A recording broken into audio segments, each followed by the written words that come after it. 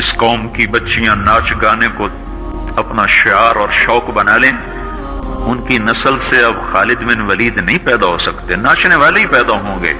मोहम्मद बिन कासिम नहीं पैदा हो सकते, तारिक बिन ज़ियाद नहीं पैदा हो सकते। मुझे सलाहुद्दीन याद आया और मैं बहुत रोया। वो भी किसी मां का जना ही हुआ था। उसके जमाने में करक, एक हमारे पाकिस्तान में करक है, एक उर्दून में करक है।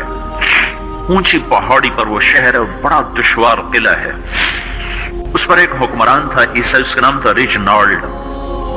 तो करक के करीब से काफिले गुजरते थे हज के, तो उसने एक दफा हाजियों के काफिले पे हमला किया और कहने लगा बुलाओ अपने मोहम्मद को तुम्हारी मदद करे, और सारे हाजियों को तातेक कर दिया। और दूसरी दफा उसने बहरी बेड़ा तैयार किया और मदीने पर हमला करने के लिए वो बंदरगाह तक पहुंचा यंबू की, लेकिन मौसमी हालात साजगार न थे तो वापस हो गया। तो हित्तीन की लड़ाई हुई है फलस्तीन में, जिसमें सारा यूरोप अपनी ताकत के साथ मैदान में उतरा था। और इधर तन्हा सलाहुद्दीन अयूबी रहमतुल्लाह अलैह अकेला उस लश्कर से टकराया था, और उन्हें उसमें सारी रोमन एम्पायर को शिकस्त हुई थी। तो बड़े बड़े बादशाह उसमें गिरफ्तार हुए, तो उसमें रिजनाल्ड भी गिरफ्तार होकर आया। तो कोई 12 बादशाह थे रियासतों के जो सामने उसके पेश किए गए। तो प्यास की शिद्दत से सबका बुरा हाल था, तो सलाहुद्दीन ने सबको पानी पेश किया, रिजनाल्ड को नहीं पेश किया। तो यरूशलेम का जो बादशाह था हमफरे, उसने अपना पानी बचा के उसको दिया। तो सलाहुद्दीन ने कहा ये पानी तू दे रहा है, मैं नहीं दे रहा हूं। इस्लाम में यह है जब किसी को पानी पिला दो तो उस पर तुम हाथ नहीं उठा सकते, ये अमन की निशानी है। तो सलाहुद्दीन ने फौरन उसे कहा ये पानी तूने दिया, मैंने नहीं दिया। तो फिर उन्होंने रिजनाल्ड को इस्लाम की दावत दी कि तू मुसलमान हो जा, मैं तुझे दावत देता हूं। उसने इनकार कर दिया, मैं नहीं होता।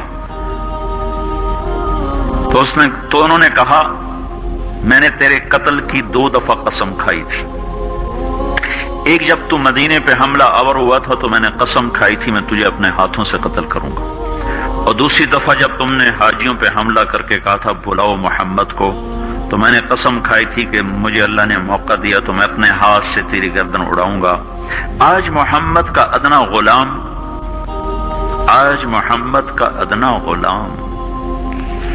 तेरी उस बात पर ये फरीजा अदा करने के लिए आ रहा है, और अपनी तलवार से उसकी गर्दन उड़ाई, वो पीछे लटक गई, पूरी नहीं उड़ी, पीछे लटक गई। खौफनाक मंजर बन गया।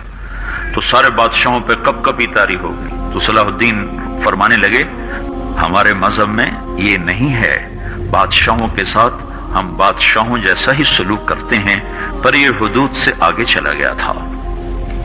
अब मुझे ये किस्सा भूला हुआ था, मुझे इन्हीं हादसों में, इन्हीं हंगामों में वो याद आया। तो बात तन्हाइयों में बैठ के बेबसी के आंसू बह जाते हैं, और इसके सिवा कोई चारा नहीं है।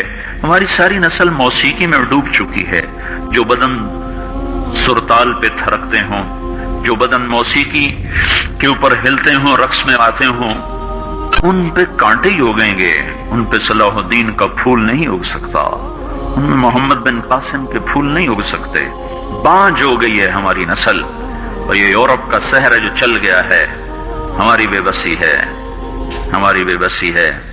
मैं तो बस मिन्नत ही करूंगा, अपने आप को पहचानो, अपनी हस्ती हैसियत को पहचानो, अपनी निस्बत बदलो।